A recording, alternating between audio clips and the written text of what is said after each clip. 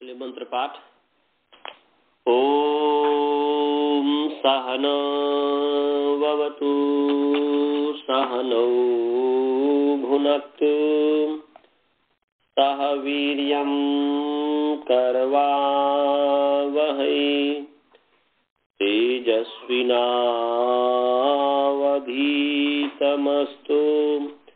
मा विद्विषावहै।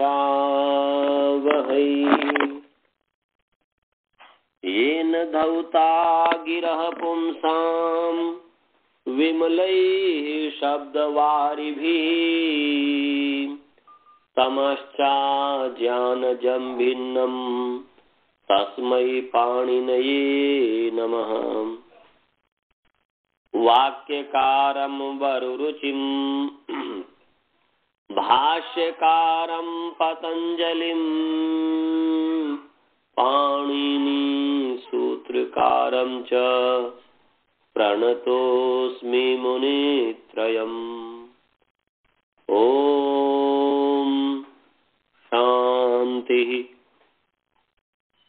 शांति शांति।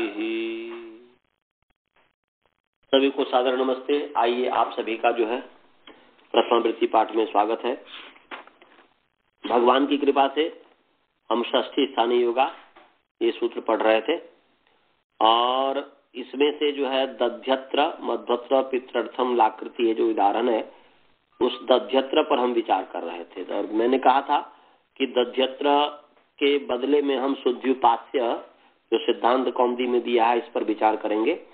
तो शुद्ध्युपास्य इसलिए क्योंकि आप ठीक तरीके से तस्मिन् निर्दिष्टे पूर्वस्य को समझ जाएंगे। इसमें भट्टो जी दीक्षित धन्यवाद के पात्र हैं कि उन्होंने इसका उदाहरण दिया है, क्योंकि दध्यत्र में इको नची का जो ठीक सही जो अर्थ होना चाहिए उसके लिए दध्यत्र से वो अर्थ नहीं हो सकता ठीक तरीके से। लगता तो इको नच उसमें भी है, परंतु शुद्ध्युपास्य ही एक ऐसा उदाहरण है जिसमें हम सही तरीके से निर्णय कर सकते हैं कि इको नची का क्या अर्थ है तस्मिन् निर्दिष्टे पूर्वस्य लगा करके। तो आइए हम जो है आपको तस्मिन् निर्दिष्टे पूर्वस्य इस सूत्र पर चिंतन विचार कर रहे थे। आप सभी निकाल लीजिए। ये परिभाषा प्रकरण का जो है एक 65 नंबर सूत्र है, 65 नंबर सूत्र है। प्लीज सभी आप निकाल लीजिए। 65 आजाद अनंत जी नहीं आए लग रहा है। 65 आप लोग निकाल लीजिए। भाई जी आप भी निकाल ले, वहां पे सभी निकाल लीजिए जी। निकाल लिए? निकाल लिया। तस्मिन् जो है हमने कहा था लुप्त सप्तम्यंत निर्देश है, ऐसा हमने कहा था। वैसे अपने आप में तस्मिन् सप्तम्यंत एक वचन है ही, परंतु मैंने कहा था कि तस्मिन् ये अनुकरणवाची शब्द है। तस्मिन् क्या है जी? तस्मिन् जो है अनुकरणवाची शब्द है। कौन सा शब्द है? अनुकरण। तो ये तस्मिन् जो है अष्टाध्यायी में जहां जहां पर भी सप्तमी विभक्ति से युक्त पद है उसमें उसका निर्देश कर रहा है, उसका अनुकरण। जैसे इकोनची में अची है, सार्वधातु कार्धातु कयो में सार्वधातु कार्धातु कयो है, इत्यादि इत्यादि। तो ऐसे ही जहां जहां पर भी सप्तमी विभक्ति सप्तम्यंत पद है उसका अनुकरण कर रहा है, उनको यहाँ पर तस्मिन् शब्द पद आ रहा है। तस्मिन् शब्द से उस शब्द को लेंगे। अब इसके साथ साथ इति है वह अव्यय पद है, और निर्दिष्टे जो है अकारांत पुंलिंग निर्दिष्ट सब सप्तमी विभक्ति एक वचन है। अब तस्मिन् के साथ इति है। देखिए तस्मिन् इति निर्दिष्टे पूर्व से शास्त्र है, यह व्याकरण शास्त्र है। और जहां पर माने शास्त्र में जब किसी भी शब्द के आगे इति शब्द जुड़ा हो, व्याकरण शास्त्र में किसी भी शब्द के आगे जब इति जुड़ा हो तो वहां पर पद को न लेकर के पदार्थ को लेंगे। तस्मिन् के साथ इति है तो तस्मिन् का अर्थ है सप्तम्यंत, तो तस्मिन, तस्मिन के साथ जब इति जुड़ गया है, तस्मिन इति, तो वहां पर सप्तम्यंत न लेकर के क्या लेंगे, सप्तम्यंत पदार्थ, सप्तम्यंत पद का जो अर्थ है उसको लेंगे। समझ गए जी? या तस्मिन मने सप्तमी, सप्तमी व्यक्ति से युक्त पद तो हो गया तस्मिन मने सप्तमी अर्थ, इति तो सप्तम्यर्थ। समझ में आया जी? तस्मिन माने सप्तमी और इति तो हो गया सप्तम्यर्थ। तस्मिन इति का अर्थ हुआ सप्तम्यर्थ। तस्मिन इति का मतलब क्या हुआ जी? सप्तम्यर्थ। तस्मिन इति का क्या अर्थ हुआ? सप्तम्यर्थ। आप लोग बस भाई अब समझ रही है? तस्मिन इति का क्या अर्थ हुआ?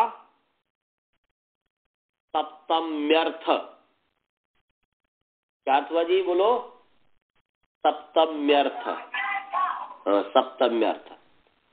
और निर्दिष्टे का मतलब है निर माने निरंतर। निर माने क्या है जी? निरंतर। हाँ,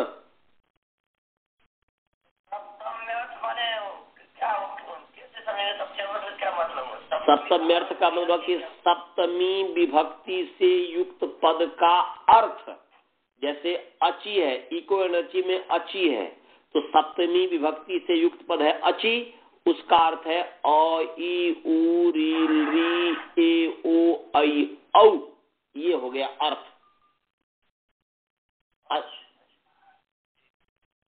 समझ में आ गया? तो सप्तम्यर्थ, तस्मिनिति माने सप्तम्यर्थ थे। तस्मिनिति सप्तम्यंत है तो इसलिए तस्मिनिति माने सप्तम्यर्थे। तस्मिनिति का मतलब क्या हुआ जी? सप्तम्यर्थे। निर्दिष्टे का मतलब है निर माने निरंतर। निर माने जैसे उपदेश है, उपदेश में उपसर्ग दिश धातु है तो दिश का मतलब होता है उच्चारण। उपदेश में उच्चारण किया जाता है, तो ऐसे निरंतर, निर माने निरंतर, दिष्ट माने उच्चारण किया हुआ, दिश धातु से एक त प्रत्यय है। दिश धातु से एक त प्रत्यय जिसका दिष्ट हुआ, तो निर्दिष्ट का मतलब हुआ निरंतर उच्चारण किया हुआ। निर्दिष्टे का मतलब क्या हुआ जी? निर्दिष्टे का मतलब हुआ निरंतर उच्चारण किया हुआ। समझे जी? निर्दिष्टे का मतलब क्या है जी? निरंतर उच्चारण किए गया, किया हुआ। किया हुआ। निरंतर उच्चारण किया हुआ, ये निर्दिष्टे का अर्थ, निर्दिष्ट का अर्थ हुआ। तो सप्तमी है तो अर्थ हुआ कि सप्तम्यर्थ के निरंतर उच्चारण किए जाने पर या किए हुए जाने, किया हुआ होने पर, निर्दिष्ट का हुआ निरंतर उच्चारण किया हुआ, तो किसका? सप्तम्यर्थ का। तो सप्तम्यर्थ का निरंतर उच्चारण किया हुआ होने पर, सती सप्तमी है यहाँ पर भी, तो इसीलिए निरंतर सप्तम्यर्थ का निरंतर उच्चारण किया हुआ होने पर, तस्मिनिति निर्दिष्टे का, निर्दिष्टे का निरंतर उच्चारण किया हुआ होने पर, तस्मिनिति बने सप्तम्यर्थ, तो सप्तम्यर्थ का निरंतर उच्चारण किया हुआ होने पर क्या हुआ जी? सप्तम्यर्थ का निरंतर उच्चारण किया हुआ होने पर, ये हो गया। समझे? सप्तम्यर्थ का निरंतर उच्चारण किया हुआ होने पर क्या? पूर्वस्य, पूर्व के स्थान में, पूर्वस्य माने पूर्व को, क्या होता है? कार्यम का अध्याहार कर लेंगे, कार्यम भवति। पूर्वस्य कार्यम भवति माने पूर्व को कार्य होता है। अब यहाँ पर ये हुआ, मैं सप्तम्यर्थ के निरंतर उच्चारण होने पर, निरंतर उच्चारण किए हुए होने पर पूर्व के स्थान में कार्य होता है, माने पूर्व को ही कार्य होगा, पर को नहीं होगा। अब देखिए ये पता कैसे चलेगा, सुधी धन उपास्य, इको ने ची कहता है इक स्थाने यन स्यात् अचि संहितायाम, इक के स्थान में यन हो संहिता विषय में अच होने पर हमने बताया था कि अचि में सती सप्तमी है। यस्य च भावेन भाव लक्षणम, यस्य च भावेन भाव लक्षणम, यस्य च भावेन भाव लक्षणम, इससे जो है सप्तमी विभक्ति हुई है। जहां एक क्रिया से क्रियांतर अन्य क्रिया लक्षित हो रहा हो तो वहां पर सप्तमी होती है, सती सप्तमी है। तो ऐसे ही निर्दिष्टे में भी सती सप्तमी है। तो सप्तम्यर्थ के निरंतर उच्चारण किए जाने पर पूर्व को कार्य होता है, पूर्व के स्थान में कार्यम भवति, परिभाषा तो कार्य ही करेगा ना जी। तो यहाँ पर जो है इको नची है कि इक के स्थान में यन होता है अच होने पर संहिता विषय में। तो अब सुधी धन उपास्य, इक जो है स में भी उ है, सकार उत्तरवर्ती जो उकार है वह भी इक है, सु धी धकार उत्तरवर्ती इकार है वह भी इक है, और उपास्य का भी उ इक है। तो हमारे सामने सुधी माने स ह्रस्वकार दम के स ह्रस्वकार सु, ध दीर्घ इकार धी और धन उपास्य है। तो हमारे सामने तीन इक है। तो यदि इको नची का अर्थ है कि इक के स्थान में यन हो अच होने पर संहिता विषय में, तो यहाँ पर देखिए कि अब किस इक को यन करे शुद्धि उपास्य में, सुधी धन उपास्य में। हम स के उ को इक करते हैं, ध के ई का, ध का ई अच है, उस अच के होने पर स के उ को भी इक कर सकते हैं, और ध के ई को भी इक कर सकते हैं उपास्य का उ जो अच होने पर, और उपास्य के उ जो है उसको भी इक को मतलब उस उ को यन कर सकते हैं ध के ई होने पर, या पास का पा का आ होने पर। तो अब ये शंका है कि शुद्धि उपास्य में, सुधी धन उपास्य में किस इक को यन किया जाए, स के उ को किया जाए कि ध के ई को किया जाए या उपास्य के उ को किया जाए। तो वहां पर ये परिभाषा तस्वीर निर्दिष्ट पूर्व से कहेगा कि भाई सप्तम्यर्थ का निर्दिष्ट होने पर, सप्तम्यर्थ निर्दिष्ट होने पर पूर्व को होगा, पर को नहीं होगा। माने ये नहीं है कि सु के उ को मान करके ध के ई को यन हो जाए, ऐसा भी नहीं है। और ऐसा भी नहीं है कि उपास्य के उ को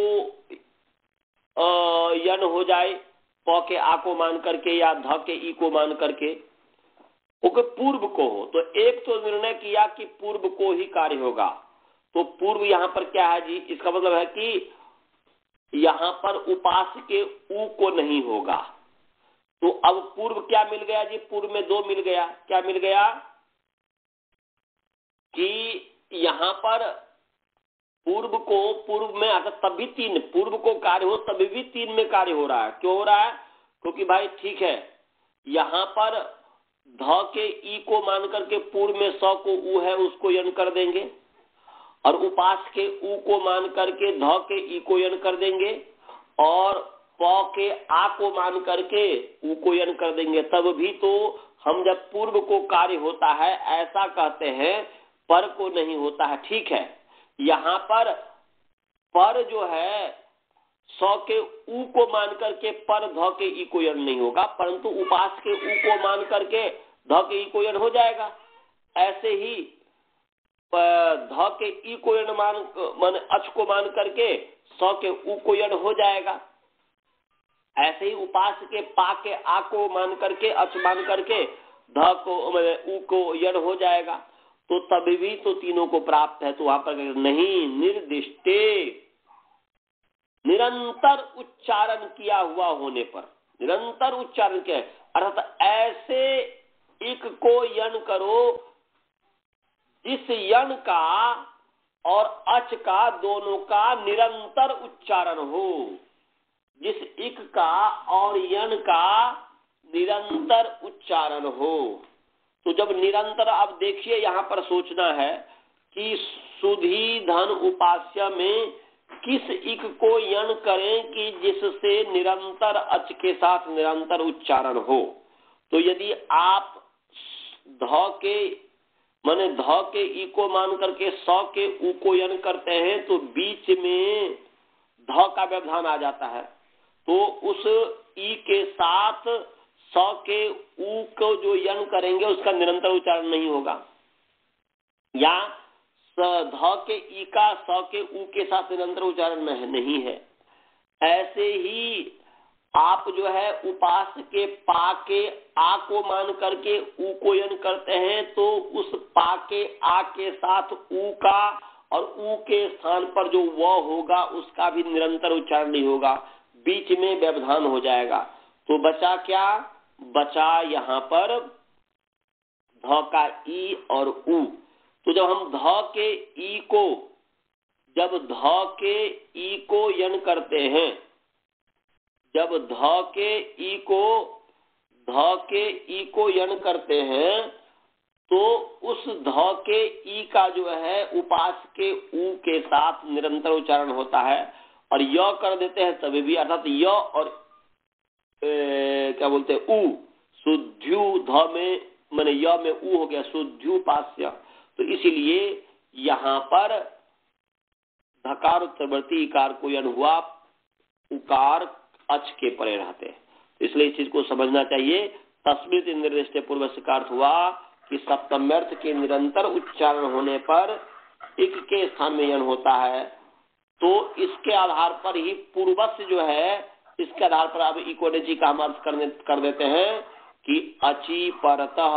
तो कि पूर्व को काम होगा तो पर को मान करके ही पूर्व होता है, इसलिए अची में अर्थ कर दिया कि अची परतः इकह स्थाने। यहाँ पर इका में षष्ठी है, इकह में षष्ठी है तो यहाँ पर षष्ठी स्थान योगा लग गया कि और निर्धारित संबंध विशेष षष्ठी है, इसलिए अर्थ हो गया अची परतः इकह स्थान। तो परतः का तो पूर्व इसमें है ही, तो अची परतः पूर्वस्य इकह स्थान यण स्यात्, और वहां पर निर्दिष्ट है, इसलिए अब पूरा अर्थ बना लीजिए कि अची परतः अव्यभितस्य पूर्वस्य इकह स्थाने यण स्यात् संहितायाम विषये। ये इसका अर्थ हो गया। पूरा इकोनिति का अर्थ हुआ कि अची परतः अव्यभितस्य पूर्वस्य इकह स्थाने यण स्यात् संहितायाम विषये। अच के परे रहने पर अव्यभित व्यवधान रहित इक के स्थान में यण होता है संहिता विषय में। ये इसका अर्थ हुआ। तो शुद्धि उपास्य में धकार उत्तरवर्ती जो इकार है उसको यण हो गया, उपास का अच के होने पर तो शुद्धि उपास्य बन गया। ऐसे ही यहाँ पर जो है दध्यत्र दधी प्लस अत्र इकोनिचि लग गया, दध्यत्र बन गया। मधु प्लस अत्र मध्वत्र, री प्लस आकृति लाकृति, ऐसे मतलब ये सिद्धि हो गई। समझ में आ गया? सभी को समझ में आ गया। मध्वत्र पितृ प्लस अर्थम पित्रार्थम, ली प्लस आकृति लाकृति, सबकी सिद्धि हो गई। गुरुकुल वाले को समझ में आया? गुरुकुल वाले समझे जी? श्रवण जी समझ में आया? श्रवण जी आवाज ही नहीं आ रही है उनकी। हाँ, अच्छा से नहीं समझ पाए। भाई जी आप समझे?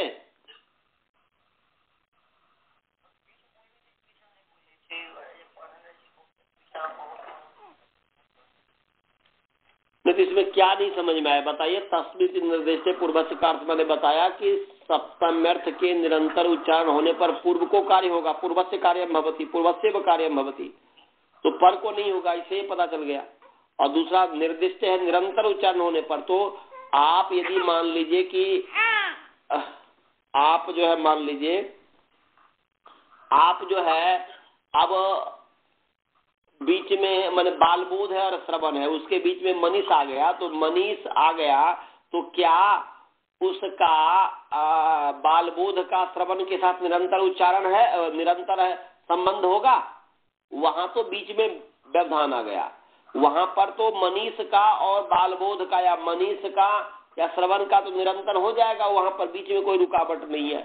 तो ऐसे ही एक वर्ण का दूसरे वर्ण के साथ जो क्या बोलते हैं निरंतर उच्चारण करने की बात है, तो वहां पर जैसे सुधी धन उपास्य, सौ के साथ ऊ का तो निरंतर उच्चारण है, ध के साथ ई का तो निरंतर उच्चारण है, परंतु सु के साथ ई का निरंतर उच्चारण नहीं है, ध है बीच में व्यवधान।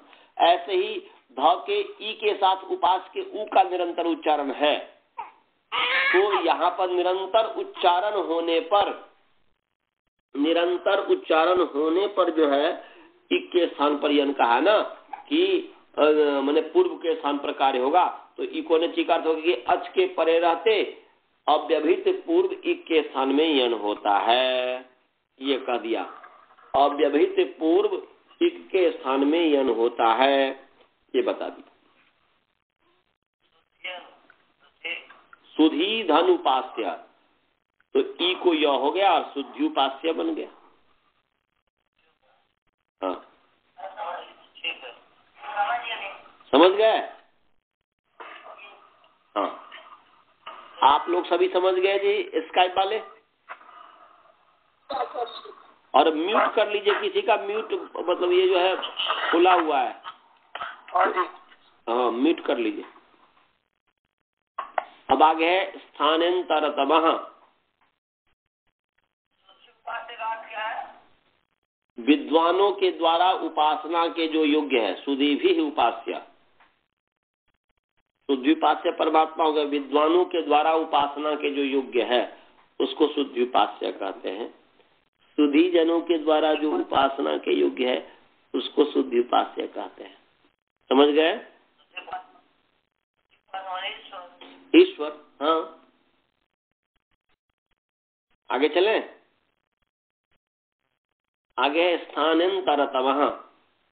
स्थानांतरतमः, स्थाने अकारांत नपुंसकलिंग, स्थान शब्द सप्तमी विभक्ति एक वचन है, और अंतरतमः अकारांत पुंलिंग, अंतरतम शब्द जो है प्रथमा विभक्ति एक वचन है। तो अंतरतमः जो है ये सुपरलेटिव डिग्री है।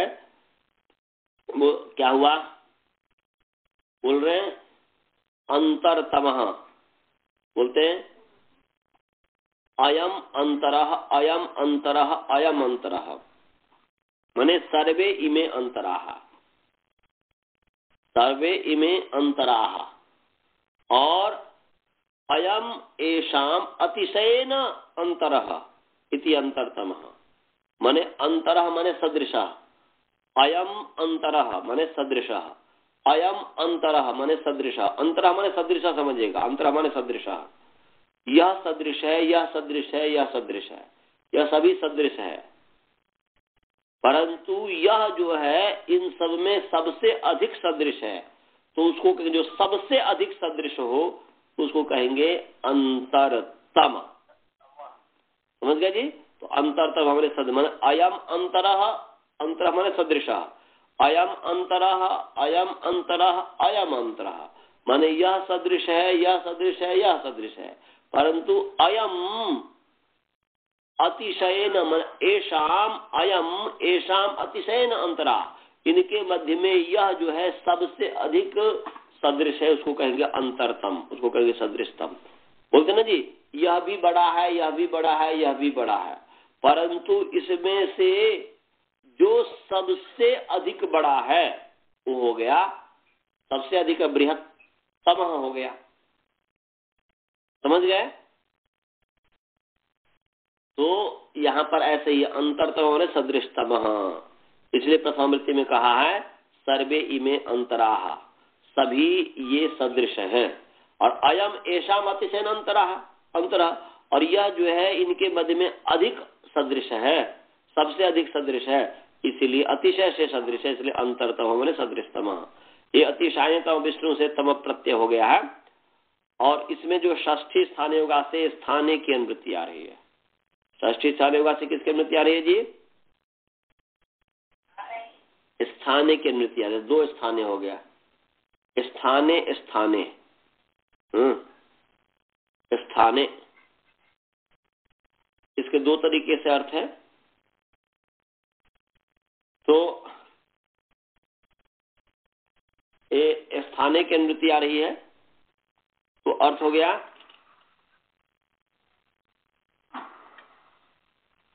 स्थाने माने प्रसंगे। स्थान का मतलब क्या है जी? प्रसंग। स्थीयते ते स्थानम, जो प्रसंग है उसको कहते हैं स्थान।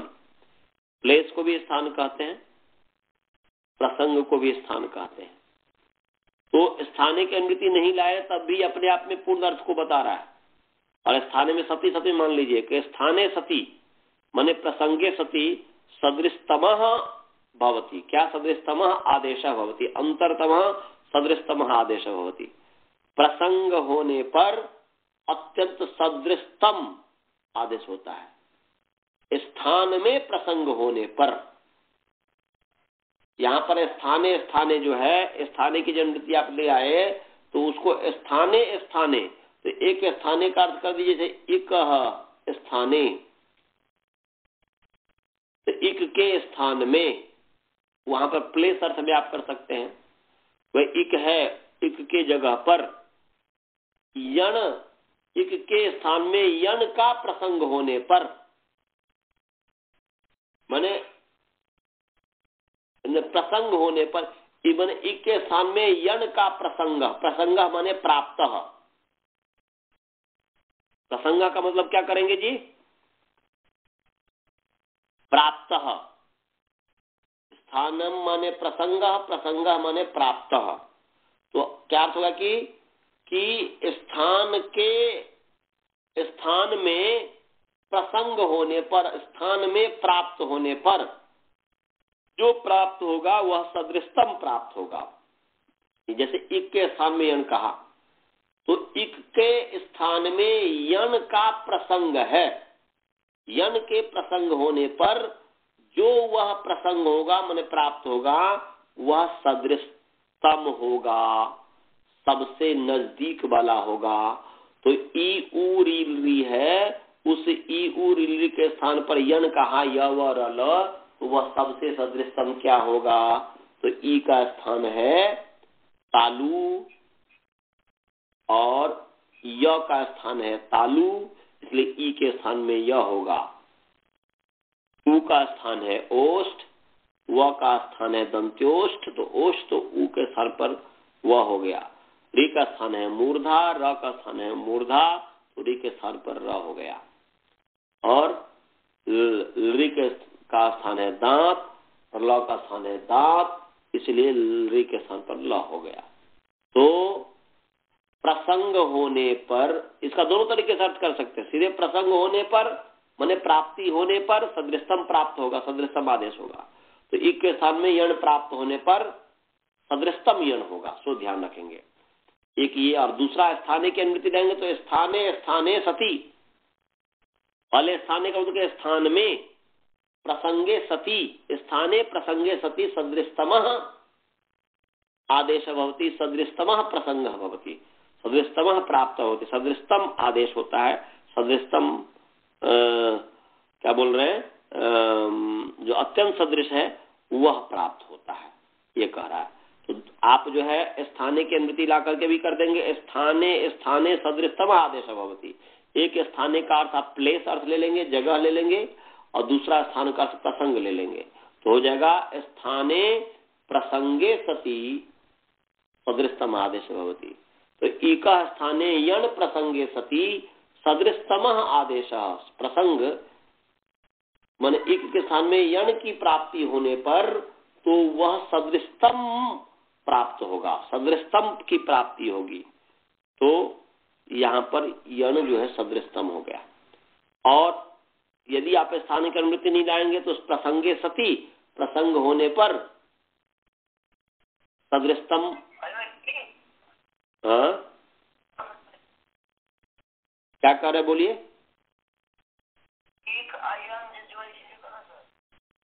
जैसे इक्वलिटी उदाहरण दिया हूं ना, अभी पढ़ाया था ना, इसलिए इक्वलिटी में बोले, षष्ठी स्थानीय योगा पे नहीं पढ़ाया था अभी। षष्ठी स्थानीय योगा पे पढ़ाया था कि नहीं?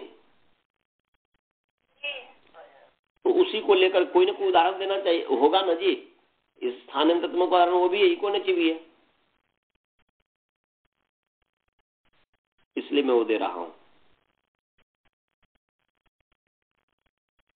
तो इक के प्रसंग में उसको दो तरीके से अर्थ करते हैं। बोलते हैं इक के स्थान में यंग के प्रसंग होने पर, यंग का प्रसंग होने पर वो जो प्रसंग होगा, जो प्राप्ति होगा, जो प्राप्त होगा, वह सदृशम प्राप्त होगा, ऐसा भी अर्थ कर सकते हैं।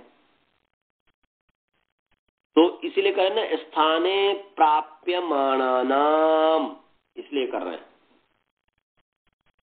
स्थाने की अनुमति ला करके। यहाँ पर ब्रह्म जिज्ञासु जो अर्थ कर रहे हैं बहुत अच्छा अर्थ कर रहे हैं। एक स्थाने का अर्थ कर रहे हैं स्थान, और दूसरे स्थान का अर्थ कर रहे हैं प्राप्यमान। तो अर्थ कर रहे हैं स्थाने प्राप्यमाणानाम, स्थान में एक स्थाने का जो है उस षष्ठी में अर्थसात विभक्ति भी परिणाम और सप्तमी को षष्ठी बदल दिया, तो हो गया स्थाने प्राप्यमाणानाम। स्थान में प्राप्यमानों का, प्राप्यमान जो अर्थ हुआ वो दूसरे स्थान का अर्थ हो गया। स्थान में प्राप्यमानों का सदृशतम, अंतर्गत सदृशतम आदेश होती है। स्थान में प्राप्यमानों का सदृशतम आदेश होता है, समझ गए। स्थान में प्राप्यमानों का, तो स्थान में प्राप्यमानों का जो है आप प्रसंग, और वो भी प्रसंग मतलब जगह भी अर्थ कर सकते हैं, परंतु स्थाने का प्रसंग भी कर देंगे, तभी प्रसंग का अर्थ एक प्राप्ति भी कर दीजिए। और प्रसंग का अर्थ भाई क्या प्रसंग है, वहां पर भी प्राप्ति अर्थ होता है। तो प्रसंग में प्राप्यमान माने प्रसंग में प्राप्यमानों का जो प्रसंग है, इक का प्रसंग है, वो थोड़ा दूसरे तरीके का अर्थ हो गया इकोनेची का। इक का प्रसंग है भाई, इक है प्रसंग माने प्राप्ति, इक ही प्राप्त है प्रसंग। और उस इक के प्रसंग में यण को इक के स्थान में बहुत सारे प्राप्यमान हैं, यवर ल के स्थान पर, तो वो सदृशतम होगा, प्राप्यमानों का सदृशतम आदेश होगा। तो ये स्थाने, स्थाने में एक स्थाने का अर्थ इन्होंने स्थान किया, दूसरे स्थान का अर्थ जो है प्राप्यमान किया, और इस तरीके से स्थाने प्राप्यमानानाम अंतरतम सदृशतम आदेशो भवति। प्रथम वृत्ति का समझ में आ गया जी। प्रथम वृत्ति में जो आप लोग समझे जी, वसुधा जी, सुनीता जी, सभी को समझ में आ गया। मैंने स्वाति जी, सुनीता में बोल रहा हूँ, स्वाति जी समझ में आया? हाँ जी। हाँ, ये प्रथम वृत्ति का ये अर्थ। भट्टो जी दीक्षित का तो जो है स्थानीय की अनुमति नहीं ला रहे हो, वैसे ही अर्थ कर रहे हैं, वो भी ठीक ही है कि भट्टो जी दीक्षित अर्थ करते हैं कि स्थाने मने प्रसंगे सती सदृशतम भवती, सदृशतम आदेश भवती, प्रसंगे सती सदृशतम आदेश भवती, सदृशतम भवती, ऐसा अर्थ कर रहे हैं वो स्थानीय की अनुमति ने ला करके। दोनों ठीक है। ये अपना जो है प्रसंग होने पर, प्रसंग प्राप्ति होने पर सदृशतम होगा। तो यहाँ पर इक के प्रसंग में इकह स्थाने माने इकह प्रसंगे, इकह की प्राप्ति में यण है, इक के प्रसंग में यण है। जैसे जैसे बोलते हैं ना कि भाई कुश पर हमें बैठकर संध्या करना चाहिए, परंतु कुश नहीं है तो क्या करें। कुश का प्रसंग है कुश का, परंतु उस कुश के प्रसंग में सरकंडा का ही जो है बना हुआ चटाई पर बैठ कर संध्या कर लो। तो वहां पर कुश के प्रसंग में बोलते ना आप शरह एक सरकंडा जो घास है उसको ही चटाई बना लो, उसका ही प्रयोग कर लो। तो प्रसंग है कुश का और उसके स्थान पर सरकंडा का प्रयोग किया जा रहा है। ऐसे ही यहाँ पर इक के सामने इक के प्रसंग में, प्रसंग तो इक का है माने सुधी, और उपास्य तो सुधी में इक है, तो वह प्रसंग तो वो है, परंतु उसके स्थान पर यन कर दिया, ऐसा भी अर्थ कर सकते हैं प्रसंगे सती। इकह स्थाने माने इकह प्रसंगे, स्थाने का मतलब हुआ इकह प्रसंगे यन स्यात्। और दूसरा अर्थ करेंगे तो इकह स्थाने माने जगह अर्थ करेंगे प्लेस अर्थ में, तो वह इकह स्थाने, स्थान तो उसका है, प्लेस तो उसका है, तो इस इक के स्थान में जो है स्थान माने प्राप्यमान यण जो है उस प्राप्यमानों में अंतरतम आदेश होगा। तो अंतरतम आदेश हो गया यहाँ पर, तो ई के स्थान पर य, उ के स्थान पर व, रि के स्थान पर रि के स्थान पर ल, स्थानांतरतम से हो गया। तो प्रसंगे सती सदृशतम आदेश से। तो दोनों अर्थ ठीक है, दोनों तरीके से कोई ऐसी बात नहीं है। समझ में आ गया अर्थ? अब आगे जो है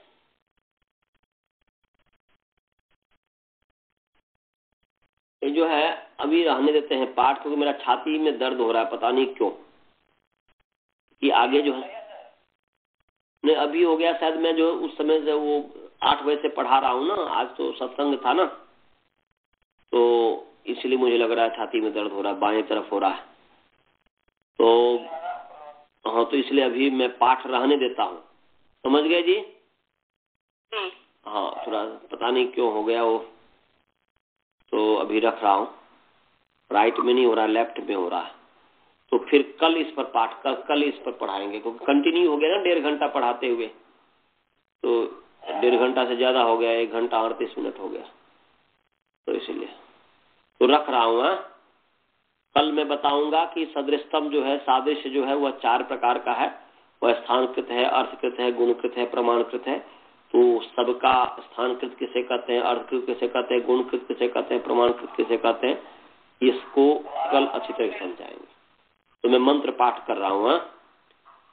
ओम पूर्णमदः पूर्णमिदं पूर्णात् पूर्णमुदच्यते पूर्णस्य पूर्णमादाय पूर्णमेवावशिष्यते। ओम शांति शांति शांति। चलिए जी, सभी को नमस्ते। धन्यवाद। नमस्ते। नमस्ते।